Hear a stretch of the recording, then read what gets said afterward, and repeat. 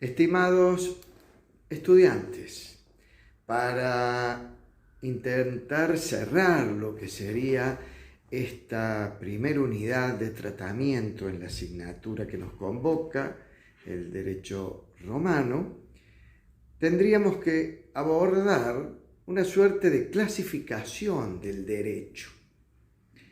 Y este puede tener o puede llevarse a cabo desde distintas miradas.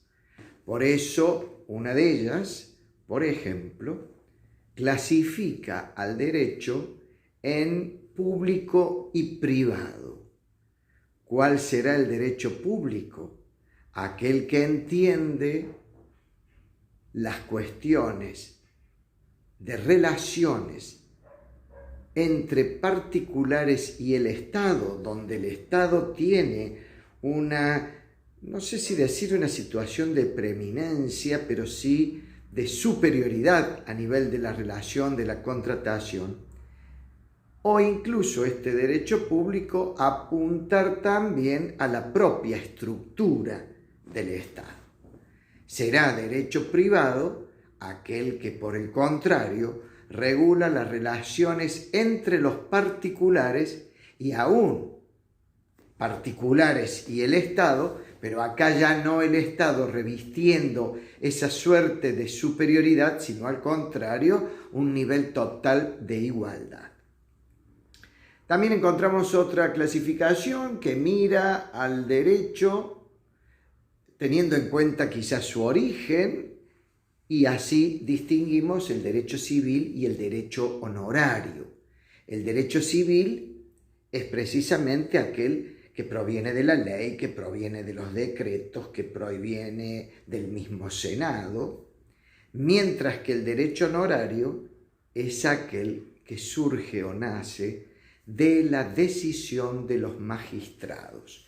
Precisamente en esto se hace una relación directa con una de las magistraturas más importantes, cual fue la de la pretura, que surge en el año 367 a.C., y que este valor que se le da al pretor se lo simboliza a través de lo honorario, y por allí se menciona también a este derecho pretoriano como derecho honorario.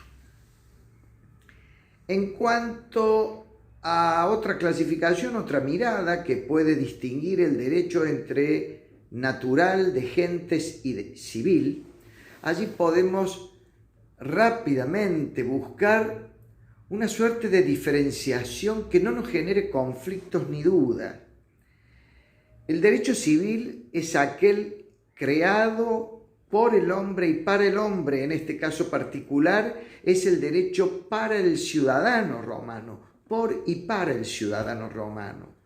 Mientras que el derecho de gentes es el común a las gentes. Y cuando digo común a las gentes, estoy diciendo de algún modo ese derecho que comparten los pueblos entre sí, que es común a los pueblos, mientras que el derecho natural es aquel que nos viene dado, es aquel derecho que ya está, es el derecho que la naturaleza enseñó a todos los animales, es aquel derecho que es bueno y equitativo, parafraseando a las fuentes.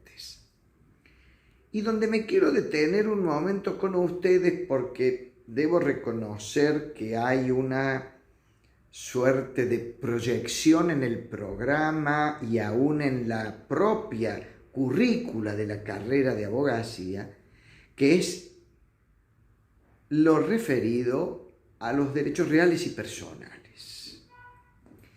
¿Y por qué digo que tiene que ver con el programa y tiene que ver con la currícula de la carrera de abogacía? Porque si ustedes rápidamente recurren al programa, como les pedí hace unas clases atrás, de que siempre estén munidos del mismo y se lleguen a él permanentemente, ustedes van a ver que de acá unas bolillas más, algunas unidades más, vamos a trabajar exclusivamente sobre los derechos personales. En otra vamos a trabajar sobre los derechos reales. Y cuando ya hayan aprobado felizmente esta asignatura y todas las asignaturas del primer semestre, se van a topar ya con derechos de obligaciones en algún momento, es decir, uno de los derechos privados, y así un sinnúmero de situaciones que los van a encontrar y los van a topar permanentemente con este distingo o esta necesidad de distinguir entre los derechos reales y personales. Y se van a recordar, no del profe García Chiple, se van a recordar de esta asignatura de Derecho Romano. Por eso, la mejor forma que tengo quizás pedagógicamente para poder diferenciar con claridad los reales de los personales es buscar también algunos puntos que nos van a mostrar como una contracara. Primero partiríamos de un concepto básico. Los derechos reales son aquellos que crean una relación directa e inmediata entre un sujeto y una cosa. De allí reales, viene de res, que significa en latín cosa. Mientras que los derechos personales son aquellos que crean una relación entre dos sujetos, uno de ellos en un polo, que sería el activo llamado acreedor, y otro en un polo pasivo, deudor, donde éste precisamente se siente conminado y exigido a cumplir con una determinada prestación, como se llamaba, esta que puede consistir en una innumerable cantidad de situaciones. Habida cuenta entonces de este distingo claro, conceptual entre los derechos reales y personales, pasaríamos a buscar elementos que ayuden a generar un distingo más objetivo.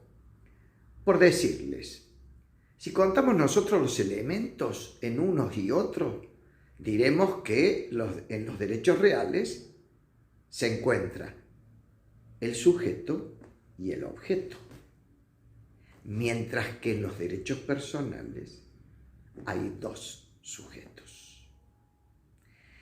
Si me pongo enfrente ya no a los sujetos que intervienen y hablo del tiempo, por ejemplo, el valor o la presencia que puede tener el tiempo en estos derechos, yo diría que los derechos reales tienden a la perpetuidad, mientras que los derechos personales son temporales, aun cuando tengan algún plazo distante, pero tienden a ser temporales. Relacionados con el tiempo también, puedo decir que el paso del tiempo termina afianzando el derecho real, mientras que el paso del tiempo en materia de derechos personales tiende a extinguirlos, no a adquirirlos o a afianzarlos. Un distingo sumamente importante sería el decir que los derechos reales se dan erga omnes, versus omnes. Significa que se da frente a todos, contra todos. Viene de omnis omne, que significa todos. De allí la palabra omnibus, que es un dativo, en la declinación, un complemento circunstancial, está diciéndonos, un complemento indirecto, que está diciéndonos para todos en la declinación. Entonces, esto de que es erga omnes, el derecho real, frente a todos, se da contra todo, versus todos, significa de que los terceros deben ser espectadores y respetar la relación de derecho real que hay del sujeto a la cosa, del sujeto con la cosa. es decir, se vuelven sujetos pasivos los terceros frente a esta relación que deben respetar, mientras que en los derechos personales únicamente la relación se ha generado entre estos sujetos intervinientes con consecuencias directas solamente para ellos.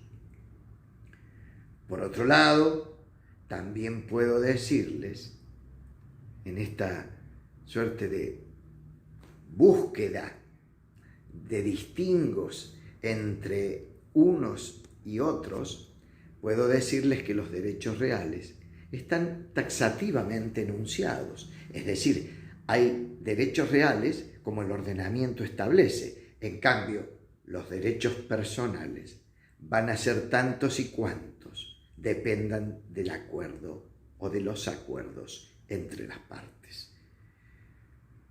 Estudiantes, creo haber sido lo más claro posible, al menos lo he intentado, para que ustedes puedan distinguir derechos reales y derechos personales, no solamente hoy para este primer parcial, que seguramente va a ser pregunta de parcial, seguramente va a ser pregunta del primer parcial, sino para que les sirva a ustedes en el recorrido de la asignatura, como dije al inicio, y de la propia carrera de abogacía. Terminada o tratado de concluir esta semblanza sobre la clasificación del derecho, quisiera trabajar con ustedes en cuanto al concepto de ley y la clasificación de la ley, donde sí en particular en un determinado momento les voy a pedir que recurran a los textos para ver el proceso formativo de las leyes y no tener yo que demorarlos a ustedes en este momento. El concepto de la ley, volviendo nuevamente a las fuentes, y cuando digo a las fuentes, ustedes saben que me estoy direccionando al Corpus Juris, y en este particular a Papiniano, uno de los 5 grandes jurisconsultos. Papiniano nos dice que la ley es el precepto común, decreto de hombres prudentes, corrección de los errores que por voluntad o ignorancia se cometen, pacto común de la República. Concepto que engloba disímiles situaciones a que nosotros podamos trabajarla y que nos presentan como disparadores, pero que en un pantallazo observamos que realmente este concepto es sumamente abarcativo y tiene un fuerte final al decir que es el pacto común de la República. En cuanto a la clasificación, ustedes van a encontrar leyes rogadas y leyes dadas, un tipo de clasificación. La ley, precisamente las rogadas, son aquellas que fueron votadas en el comicio, en la llamada asamblea, donde se votaban las leyes. Y allí sí es donde yo pido por favor que recurran a los textos al solo efecto de que puedan leer con detenimiento ese proceso para la sanción, aprobación de las leyes. Y las dadas son aquellas que han sido directamente dictadas por un magistrado a cargo de una provincia. Otra clasificación nos lleva a poder hablar de leyes pluscuamperfectas, leyes perfectas, leyes menos que perfectas y leyes imperfectas. Las pluscuamperfectas son aquellas que traen la nulidad del acto que se ha cometido violando o transgrediendo la disposición y una sanción para el incumplidor. Mientras que las leyes perfectas solamente traen nulidad del acto. Las leyes menos que perfectas, por su parte, traen sanción para el incumplidor y no dicen nada acerca de la nulidad del acto. mientras que las leyes imperfectas llevan solamente a cuesta una suerte de precepto, un enunciado. No sancionan ni tampoco traen nulidades. Son una suerte de normas, diríamos, permisivas, que llevan, reitero, este enunciado o este precepto. Vamos a trabajar en el último punto para cerrar esta unidad y precisamente hace referencia a este intento que han generado muchos autores, debo decir muchos, de clasificar o dividir en etapas el estudio del derecho romano. Y sé que se van a encontrar entonces con una situación que los va a aturdir quizás, porque precisamente